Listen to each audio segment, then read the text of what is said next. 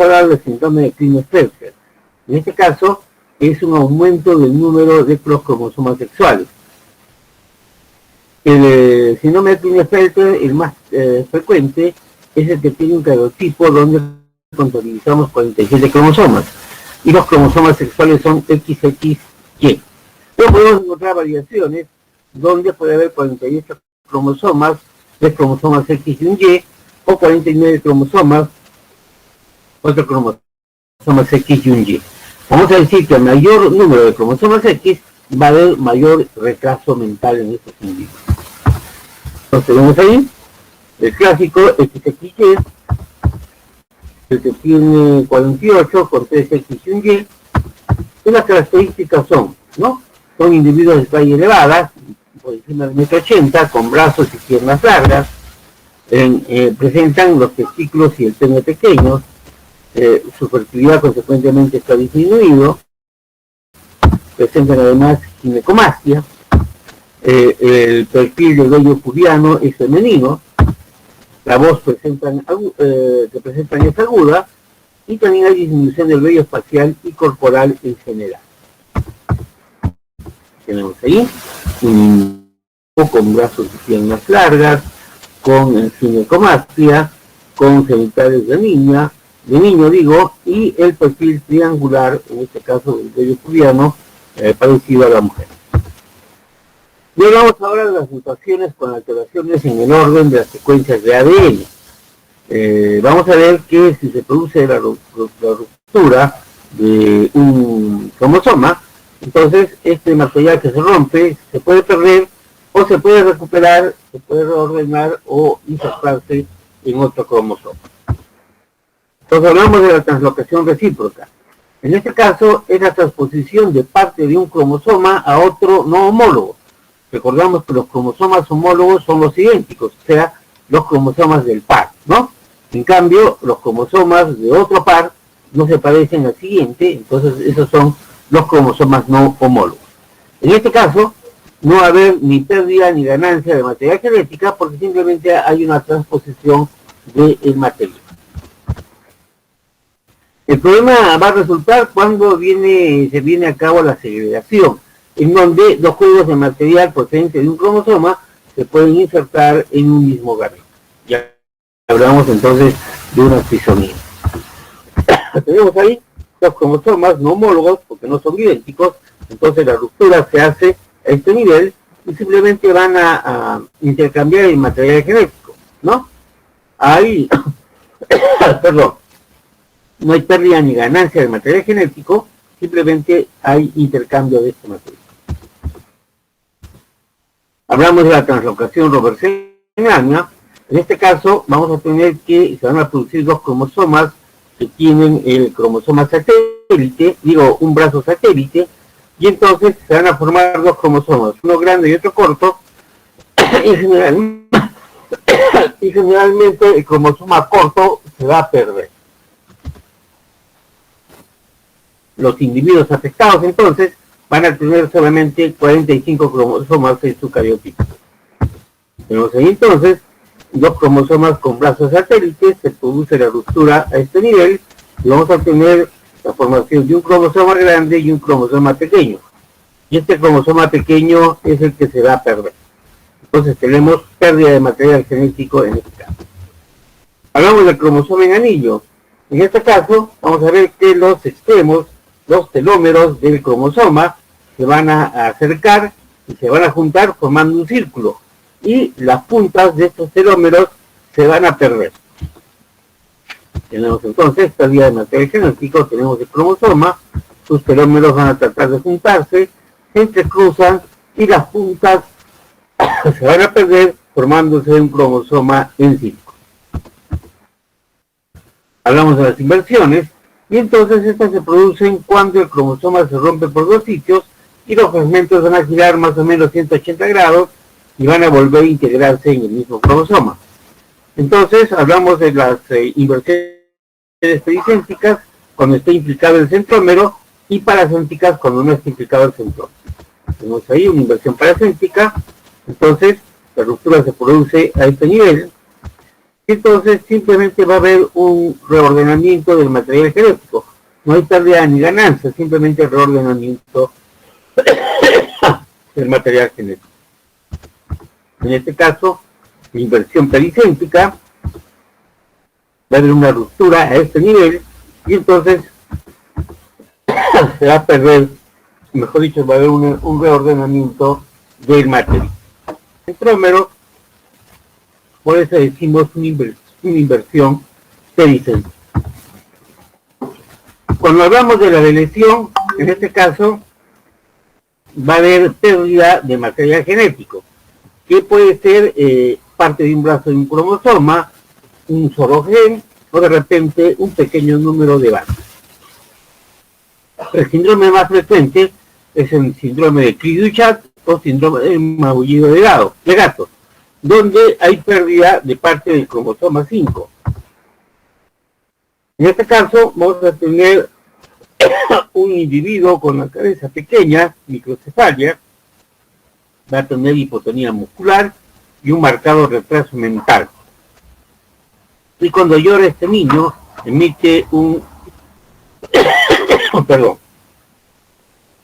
llanto característico similar al maullido de gato.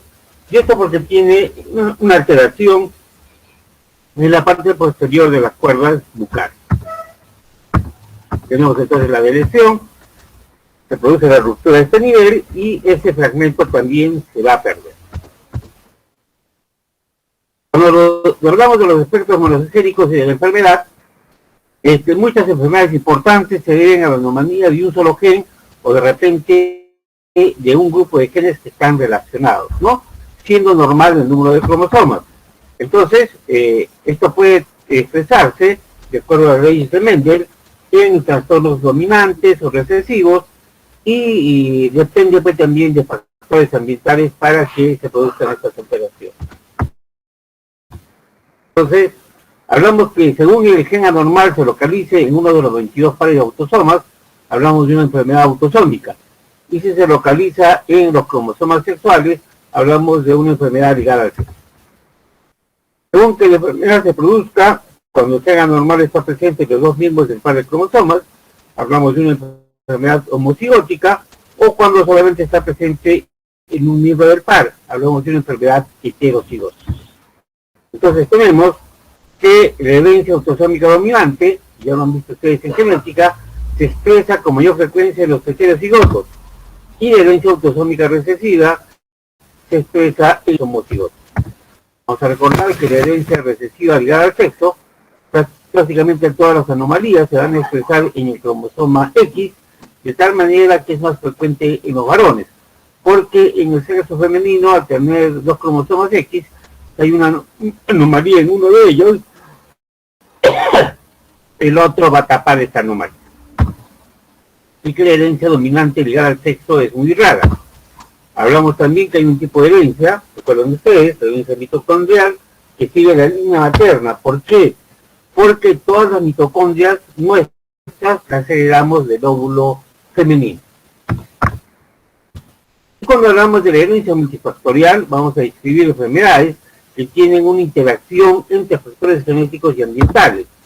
Y estos síndromes pueden mostrar pues este tipo de eventos. Por ejemplo, algunas malformaciones cardíacas, como efectos del tabique interauricular, la tetralogía del falón, el ductus arterioso, los efectos del tabique interventricular tienen esta consecuencia. En el sistema nervioso central tenemos la anencefalia, el encefalocele, la espina bífida, también tienen esta consecuencia. Tenemos ahí la anencefalia, o el llamado niño con cara de sapo, ¿no?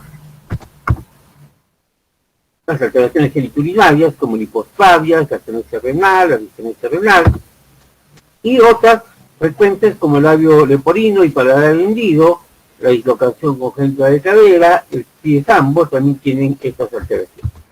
Tenemos ahí el labio leporino y aquí el labio leporino con paladar hendido. Entonces vamos a desarrollar la patología de los trastornos de la circulación.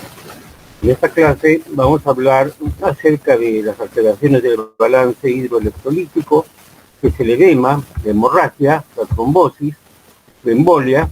Luego veremos lo que es la coagulación intravascular diseminada, la hiperemia y la congestión, el infarto, y al final revisaremos algo del shock. Entonces, recordamos que para que se mantenga una buena homeostasis, esto es, que llegue la sangre normal a todos los tejidos y órganos, se requiere pues justamente de un medio líquido normal y de un riego sanguíneo adecuado. Ahora bien, las alteraciones del aparato circulatorio dependen de sus componentes básicos, que son, por ejemplo, el corazón, que recordamos que es la bomba que envía la sangre hasta todos los lugares del organismo, y también hacia el pulmón para que se pueda oxigenar. Luego tenemos las arterias y las venas, que en un momento sirven solamente como transportadores de sangre. Tenemos las redes capilares, que en todos los momentos, prácticamente el 70% de la sangre está en este lecho capilar. Y la propia sangre, ¿no? Tanto el componente celular como el componente líquido, que es el plasma. Entonces, cuando nosotros hablamos de las alteraciones del balance hidroosmótico, nos referimos a dos grandes grupos que tienen que ver con esto. Tenemos cuando hay la contracción de volumen, o sea, cuando hay pérdida de líquido o de agua, o cuando hay expansión del volumen, cuando hay retención de líquido o retención de agua. A su vez, estas dos alteraciones tienen tres subtipos, dependiendo de la osmolalidad del líquido perdido o retenido. Entonces, cuando hablamos de la pérdida de agua, de la contracción del volumen, la pérdida de agua isoosmótica es cuando el líquido perdido tiene la misma concentración de solutos que el plasma, y entonces no pasa nada. Cuando la pérdida de agua es hiperosmótica, en este caso se pierde líquido con una menor concentración de solutos, entonces el plasma se va a quedar hiperconcentrado. Y cuando tenemos una pérdida de agua hipoosmótica, en este caso el líquido que se pierde tiene una mayor concentración de solutos que el plasma, y entonces el plasma queda hipoconcentrado.